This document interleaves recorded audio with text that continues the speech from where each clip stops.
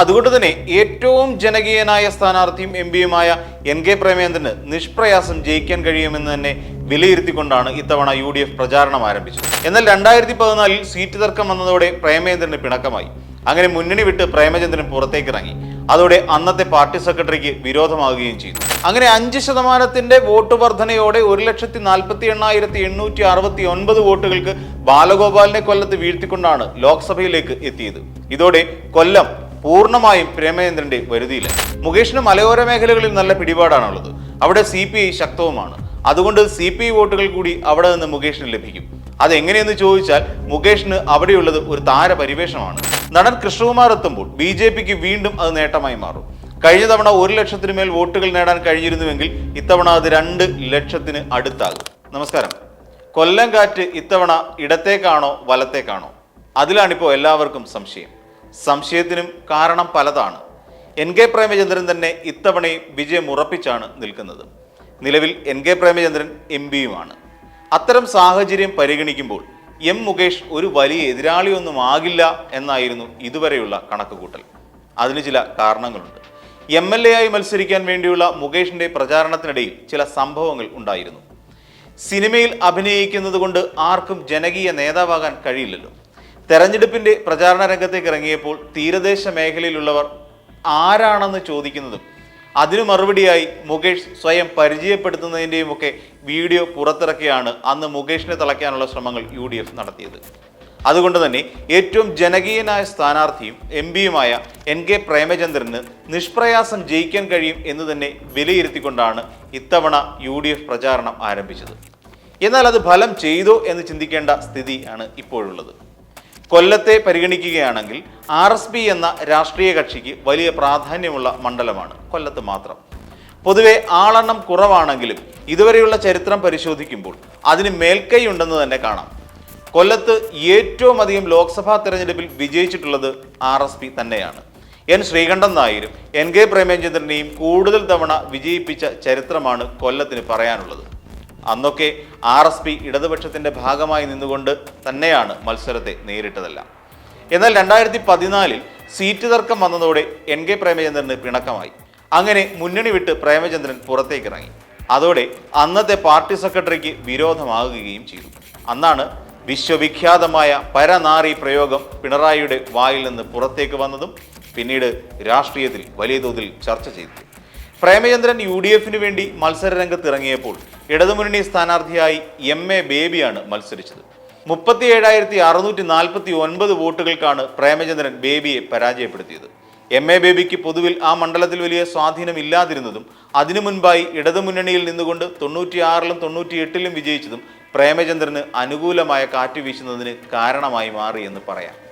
പിന്നെ 19 എത്തിയപ്പോൾ എല്ലാ ഘടകങ്ങളും പ്രേമചന്ദ്രന് അനുകൂലമായി മാറി എന്ന് തന്നെ പറയാം. അന്നത്തെ ശബരിമല വിവാദവും രാഹുൽ ഗാന്ധി ഇഫക്റ്റും കാര്യമായി തന്നെ പ്രചാരണ രംഗത്ത് ഉപയോഗിക്കുന്നതിൽ പ്രേമചന്ദ്രൻ വിജയിച്ചു. ഇതോടെ ഹൈന്ദവ വോട്ടുകൾ പോലും കൃത്യമായി പെട്ടിയിലെത്തിക്കാൻ കഴിഞ്ഞതോടെ KN ബാലഗോപാൽ പരാജയപ്പെടുകയായിരുന്നു. ശബരിമല വിഷയം കൃത്യമായി LDFനെതിരായുള്ള ആയുധമാക്കി മാറ്റാൻ കഴിഞ്ഞിടത്താണ് പ്രേമചന്ദ്രന്റെ വിജയം. അങ്ങനെ 5% വോട്ടിന്റെ വർധനവോടെ 1,48,869 വോട്ടുകൾക്ക് ബാലഗോപാലിനെ കൊല്ലത്ത് വീഴ്ത്തിക്കൊണ്ടാണ് ലോക്സഭയിലേക്ക് പ്രേമചന്ദ്രൻ വീണ്ടും എത്തുന്നത്. ഇതോടെ പൂർണ്ണമായും കൊല്ലം പ്രേമചന്ദ്രന്റെ വരുതിയിലായി. എന്നാൽ ഇത്തവണ അത് നടപ്പിലാകുമോ എന്നുള്ളിടത്താണ് സംശയം. മുകേഷിനെ നിഷ്പ്രയാസം പരാജയപ്പെടുത്തി വിജയിക്കാൻ പ്രേമചന്ദ്രന് കഴിയുമോ? ഇല്ല എന്ന് തന്നെ പറയാം. കൊല്ലത്തെ സംബന്ധിച്ചിടത്തോളം പട്ടണം മാത്രമല്ല വിജയത്തെ നിർണ്ണയിക്കുന്നത് എന്ന് നമുക്കെല്ലാം അറിയാം. കിഴക്കൻ മേഖലയും കൂടി അനുകൂലമായാലേ വിജയത്തെ നമുക്ക് നിർണ്ണയിക്കാൻ കഴിയും. അത് മാത്രമല്ല, ഈഴവ വോട്ടുകൾ വളരെയധികം കൂടിയ മണ്ഡലം കൂടിയാണ് കൊല്ലം. അങ്ങനെ വന്നാൽ സാമുദായിക വോട്ടുകൾക്കും വളരെയധികം പ്രാധാന്യമുണ്ട് എന്ന് നമുക്കറിയാം. സാമുദായിക വോട്ടുകളിൽ വലിയ വിള്ളലുണ്ടാക്കാനും അത് തനിക്ക് അനുകൂലമാക്കി മാറ്റാനും മുകേഷിന് കഴിഞ്ഞിട്ടുണ്ട് എന്നാണ് ഇടതുപക്ഷത്തിന്റെ വിലയിരുത്തൽ. ഈ വിലയിരുത്തൽ ശരിയായാൽ അത് പ്രേമചന്ദ്രന് കൊടുക്കുന്നത് മുട്ടൻ പണി തന്നെയായിരിക്കും എന്ന കാര്യത്തിൽ യാതൊരു സംശയവുമില്ല തന്നെ. MPമാർക്ക് പ്രധാനമന്ത്രിക്ക് ഒപ്പം ആഹാരം കഴിക്കുന്നതിൽ തെറ്റില്ല. എങ്കിലും തെരഞ്ഞെടുപ്പ് അടുത്തിരിക്കുന്ന സമയത്ത് ഭരിക്കുന്ന പാർട്ടിയിലെ ഒരു നേതാവിനൊപ്പം പ്രതിപക്ഷത്തിരിക്കേണ്ട ഒരു പാർട്ടിയുടെ നേതാവ് ഭക്ഷണം കഴിക്കുന്നത് ശരിയാണോ എന്ന് കൊല്ലംകാർ ചിന്തിച്ചാൽ അവരെ തെറ്റു പറയാൻ കഴിയില്ല. എന്നാൽ അവിടെ മാത്രം അവസാനിക്കുന്നതല്ലല്ലോ കാര്യങ്ങൾ.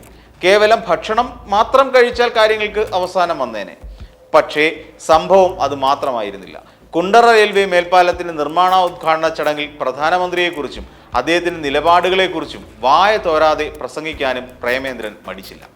മുന്നണി മാറി മറിയുന്നത് കൊണ്ട് ഇനി എങ്ങാനും NDA സ്ഥാനാർത്ഥിയായി പ്രേമചന്ദ്രൻ മത്സരിച്ചേക്കുമോ എന്ന സംശയവും കൊല്ലംകാർക്ക് തോന്നിയെന്നാണ് പൊതുവിൽ കേൾക്കുന്നത്. എന്നിട്ട് ഇതെല്ലാം സ്വാഭാവികമെന്നോണം ഇടതുമുന്നണി ചർച്ചയാക്കുകയും ചെയ്തു. എന്നാൽ ഇതൊന്നും പ്രേമേന്ദ്രന്റെ തെറ്റല്ല എന്നായിരുന്നു UDF നേതൃത്വത്തിന്റെ കണ്ടെത്തൽ. അങ്ങനെ വീണ്ടും അല്പം മുറുമുറുപ്പുണ്ടായിരുന്നുവെങ്കിലും തത്വത്തിൽ UDF നേതൃത്വം അന്ന് പ്രേമേന്ദ്രനെ അംഗീകരിച്ചു. ഇതൊക്കെ ഇപ്പോൾ ചർച്ചയായിട്ടുണ്ടെന്ന് തന്നെയാണ് ഇടതുപക്ഷം വിലയിരുത്തുന്നത്.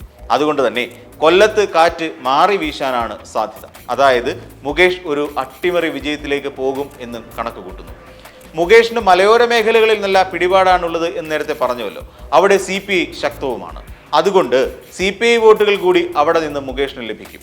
അതെങ്ങനെയെന്ന് ചോദിച്ചാൽ മുകേഷിന് അവിടെയുള്ളത് ഒരു താരപരിവേഷമാണ്. കൊല്ലം പട്ടണത്തോട് ചേർന്ന നഗരസഭയിലുള്ളവർക്ക് മാത്രമാണ് മുകേഷ് MLA എന്ന് അറിയാവുന്നത്. എന്നാൽ ബാക്കിയുള്ളിടത്ത് സ്ഥിതി അങ്ങനെയല്ല. കണ്ടുപരിചയിച്ച മുഖം കൂടി ആയതുകൊണ്ട് മുകേഷിനൊപ്പം നിൽക്കാനാണ് മലയോര മേഖലയിലുള്ളവർക്ക് ഇഷ്ടം. അതുകൊണ്ടാണ് മുകേഷ് അവർക്കൊപ്പം നൃത്തം ചെയ്യാൻ വരെ പോയത്. O മാധവന്റെ മകൻ എന്ന പേരിൽ നോക്കിയാലും CPIക്കാരുടെ പൂർണ്ണ പിന്തുണ മുകേഷിന് ലഭിച്ചിട്ടുണ്ട് എന്നും ചിന്തിക്കാം.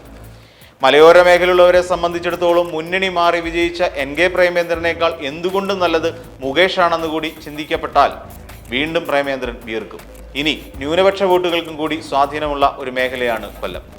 ഇത്തവണത്തെ CAA വിഷയത്തിൽ ഇടതുപക്ഷത്തെ പോലെ വ്യക്തമായൊരു നിലപാടെടുക്കാനോ പ്രകടന പത്രികയിൽ അത് ഉൾപ്പെടുത്തിക്കൊണ്ട് ന്യൂനപക്ഷങ്ങളെ ഒപ്പം നിർത്താനോ പ്രേമചന്ദ്രന് കഴിയാതെ പോയി. UDFന് മൊത്തത്തിൽ അതാ സംഭവിച്ചത്. അത് മാത്രമല്ല, സംവാദങ്ങളിൽ പോലും CAA വിഷയത്തിൽ കൃത്യമായ മറുപടി നൽകാൻ പോലും പ്രേമചന്ദ്രന് കഴിയാതെ പോയി. അങ്ങനെ വന്നപ്പോൾ ന്യൂനപക്ഷ വോട്ടുകളിലും ഭിന്നിപ്പുണ്ടായി.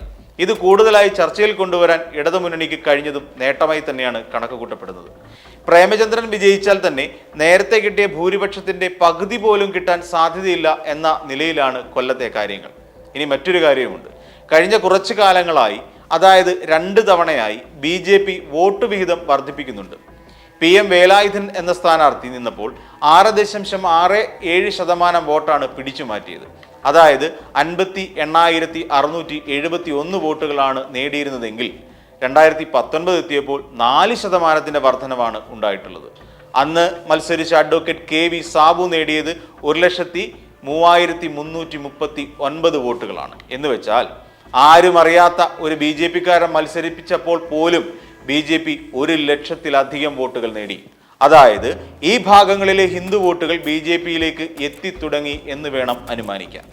ഇത്തവണ എല്ലാവർക്കും അറിയുന്ന ഒരു സ്ഥാനാർത്ഥിയെ തന്നെ കളത്തിൽ ഇറക്കിക്കൊണ്ടാണ് BJP മത്സര രംഗത്തേക്ക് എത്തിയത്.